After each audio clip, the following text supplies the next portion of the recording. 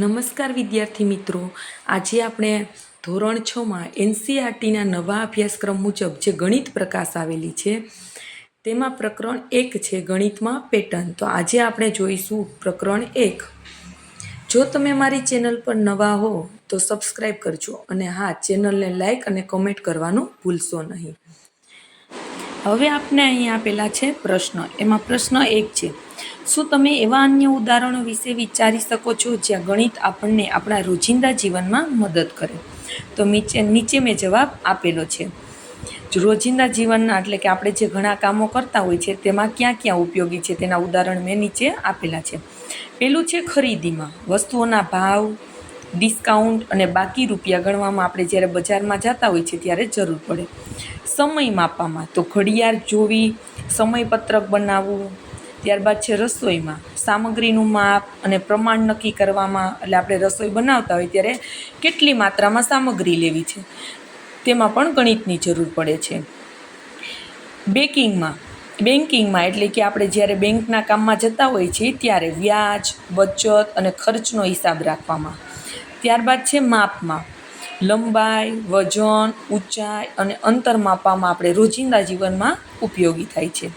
ત્યારબાદ છે બીજું, ગણિતને માનવ જાતિને આગળ વધારવામાં કેવી રીતે મદદ કરે છે? તો એના સંબંધિત કેટલાક આપણે નીચે પ્રશ્નના જવાબ આપેલા છે. મોબાઈલ અને ટેકનોલોજીમાં તો કે કેલ્ક્યુલેટર, કમ્પ્યુટર, ઇન્ટરનેટમાં ગણિતનો આધાર છે. ત્યારબાદ છે મકાનના બાંધકામમાં, એટલે કે આપણે જ્યારે એસ્ટિમેટ કાઢતા હોઈએ છીએ, નકશો બનાવતા હોય, વિસ્તાર, સામગ્રીનું માપ કાઢવામાં એવી જગ્યાએ ઉપયોગ થાય છે. પ્રવાસમાં, જ્યારે આપણે પ્રવાસમાં જઈએ છીએ ત્યારે કેટલો ખર્ચ થાય છે એના માટે, પછી કેટલી ઝડપ છે, અંતર છે, એવી વસ્તુમાં માપવામાં થાય છે. વેપાર ધંધામાં, વેપારીને કોઈ પણ વસ્તુમાં નફો થાય કે નુકસાન જાય છે એનો અંદાજ કાઢવામાં થાય છે. પછી છે વિજ્ઞાનમાં. ત્યારબાદ તમને અહીં બીજું કોષ્ટક આપેલું છે. હવે કોષ્ટકમાં તમે જોઈ શકો છો કે અહીં ક્રમમાં આપણે આપેલા છે 1 1 1, એટલે કે બધી સંખ્યા એક જ છે, એટલે એના પાછળના જવાબ આવશે 1 1. ત્યારબાદ છે ગણતરીની સંખ્યાઓ. તો ગણતરીની સંખ્યા છે એમાં દરેકમાં 1 1 ઉમેરાય છે. 1 પછી 2, 2 પછી 3, એમ ક્રમિક આવશે. ત્યારબાદ છે એકી સંખ્યા. તો એકી સંખ્યામાં 1થી શરૂ કરીએ આપણે, એટલે દરેક સંખ્યામાં 2 2 ઉમેરતા જાય, એટલે 1 3 5 7 એવી રીતે લખી શકો છો. ત્યારબાદ છે બેકી સંખ્યા. તો બેકી સંખ્યામાં 2 2 2 ઉમેરવાના છે, એટલે કે 2 4 6 8. ત્યારબાદ છે ત્રિકોણીય સંખ્યા. ત્રિકોણીય સંખ્યામાં છે 1 છે તો એમાં આપણે 2 ઉમેરીએ એટલે આપણે 3 મળે છે. ત્યારબાદ 3 છે તો 2 પછીની ક્રમિક સંખ્યા આવશે 3, તો 3માં 3 ઉમેરીએ એટલે 6 થશે. હવે 6 છે એના પછી 3 પછીની ક્રમિક સંખ્યા છે 4, તો 6માં 4 ઉમેરીએ એટલે 10 આવશે. 10માં એના 4 પછીની ક્રમિક સંખ્યા છે 5, એટલે 5 ઉમેરીએ એટલે 15 આવશે, જે ત્રિકોણીય સંખ્યા છે. ત્યાર પછી છે ચોરસ સંખ્યા. ચોરસ સંખ્યાને આપણે વર્ગ પણ કહી શકીએ છીએ. તો 1નો વર્ગ તો જવાબ મળશે 1. 2નો વર્ગ છે તો 2 ગુણ્યા 2 એટલે જવાબ આવશે 4. ત્યારબાદ છે 3નો વર્ગ, એટલે 3 ગુણ્યા 3 એટલે 9. ત્યારબાદ છે 4નો વર્ગ, 4 ગુણ્યા 4 એટલે 16. હવે એના પછીની છે ઘન સંખ્યાઓ. એટલે 1નો ઘન કરીએ તો આપણને જવાબ મળશે 1, 2નો ઘન કરીએ તો 8, 3નો ઘન કરીએ તો 27. એવી એને જે ઘન કરેલો હોય એ સંખ્યાને 3 વાર ગુણવાની છે. ત્યારબાદ છે વિહંગ સંખ્યા. વિહંગ સંખ્યા આપણે 1થી લઈએ છીએ, તો 1માં 2 ઉમેરીએ એટલે આપણને મળે છે 3.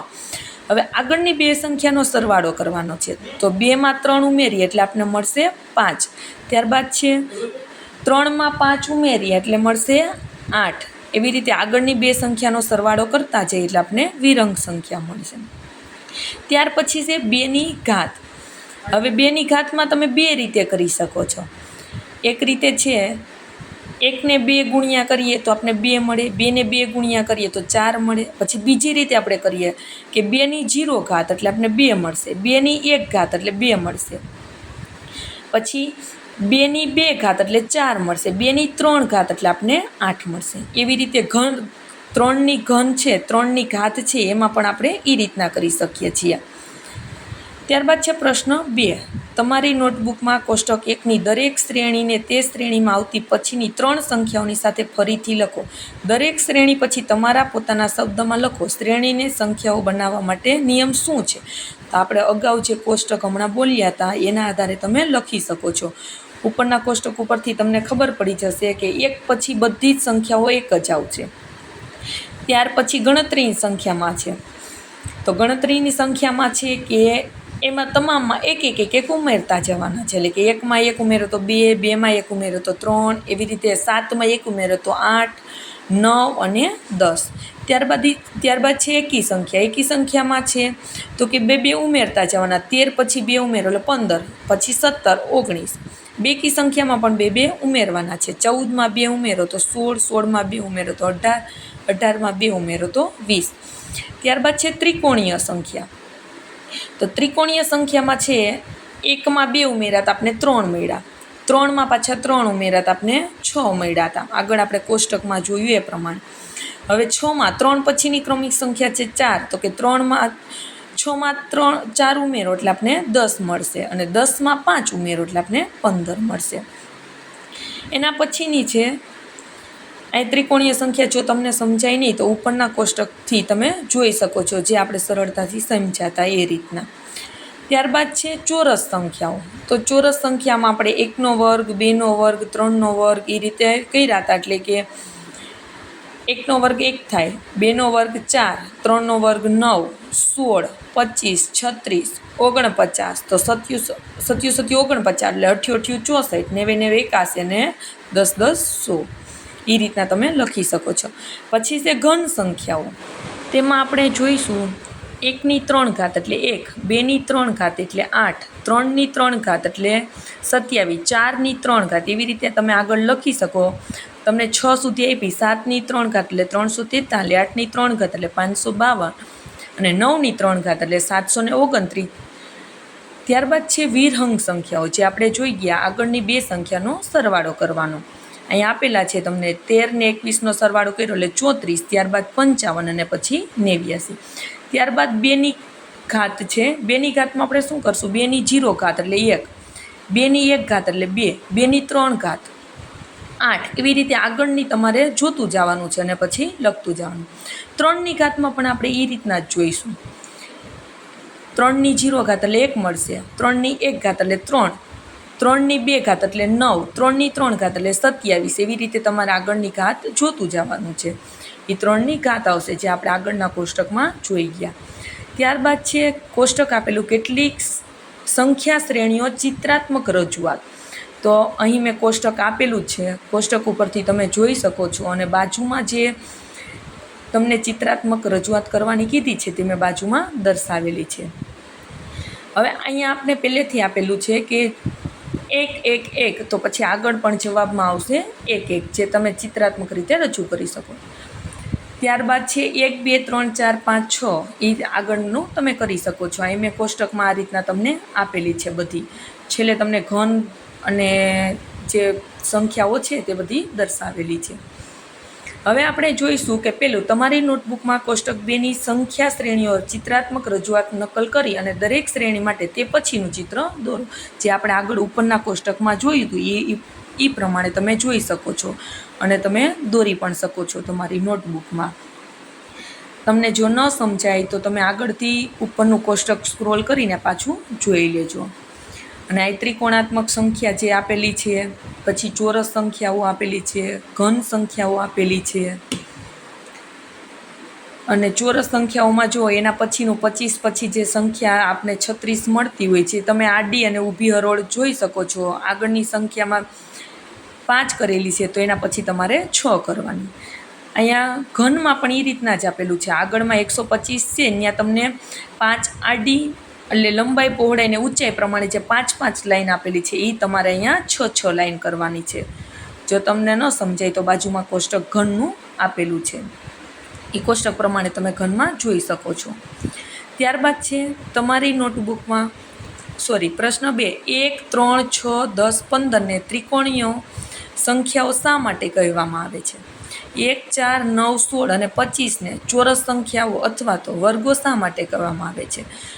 1, 8, 27, 64, 125ને ઘન સંખ્યાઓ શા માટે કહેવામાં આવેલ છે?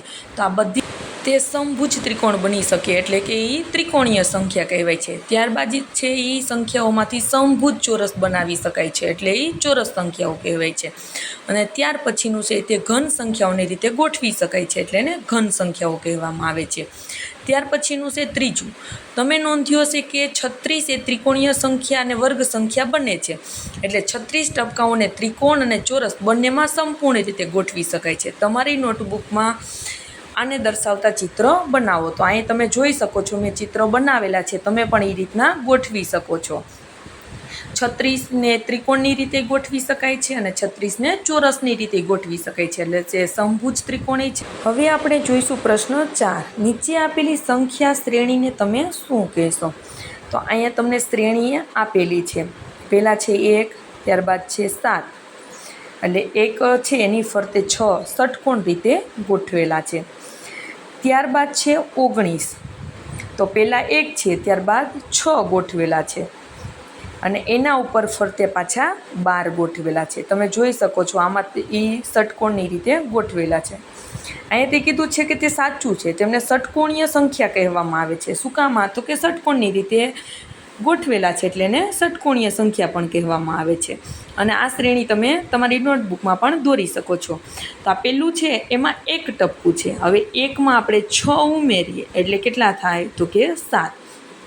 હવે આપણે 6નો જ ઘડિયો લેવાનો છે, તો 6 દૂને 12, તો 7માં કેટલા ઉમેરવાના છે? 12, એટલે આપણને મળશે 19. હવે 6 તેરીને 18, એટલે કે 19માં આપણે 18 ઉમેરીએ એટલે આપણને મળશે 37. ત્યારબાદ 6 4 ને 24, એટલે 37માં આપણે 24 ઉમેરીએ એટલે આપણને મળશે અહીંયા 61. હવે આ ચિત્ર તમે તમારી નોટબુકમાં પણ દોરી શકો છો અને સમજી શકો. ત્યારબાદ છે પ્રશ્ન 5. શું તમે 2ની ઘાત અને 3ની ઘાતની શ્રેણી રચનાત્મક રજૂઆત કરવા માટે ચિત્રાત્મક રીતે વિચારી શકો છો? તો અહીં આપણે દોરેલી છે. પહેલાં 2ની ઘાતવાળી લઈએ તો 2ની 0 ઘાત એટલે આપણને 1 મળશે. હવે 2ની 1 ઘાત એટલે 2. હવે 2ની 2 ઘાત એટલે કેટલા મળશે? 4. હવે 2ની 4 ઘાત એટલે આપણે મળશે 2ની 3 ઘાત એટલે આપણે મળશે 8. તો એ 2 8વાળા છે એ આપણે ગોઠવેલા છે, જે આપણે 16 મળે છે. ત્યારબાદ છે 3ની ઘાતવાળું. તો 3ની ઘાતને શ્રેણીને કઈ રીતે આપણે ચિત્રાત્મક રીતે રજૂ કરી શકીએ? તો પહેલાં 1 ટપકું લેવાનું છે, ત્યારબાદ લેવાના છે 3 લેવાના છે ફરતે, જે તમે જોઈ શકો છો કે મેં રાઉન્ડ કરેલો છે. હવે 3ની ફરતે કેટલા લેવાના છે? તો કે 9 લેવાના છે. જે 3ની આપણે 2 ઘાત કરીએ એટલે કેટલા થાય? તો કે 9. પહેલાં આપણે જોઈશું 3ની 0 ઘાત એટલે 1 ટપકું આપણે મળ્યું. ત્યારબાદ 3ની આપણે કેટલી ઘાત કરવાની છે? તો કે 1 ઘાત કરવાની, એટલે આપણે 3 મળશે. ત્યારબાદ આપણે 3ની કેટલી ઘાત કરવાની? 2, એટલે આપણે 9 મળશે. ત્યારબાદ છેલ્લે છે આપણે 3ની 3 ઘાત કરીએ છીએ એટલે આપણે 27 ટપકા મળે, જે તમે ફરતી કોર છે એ તમે જોઈ શકો છો, જે 27 ટપકા દર્શાવેલા છે. આભાર.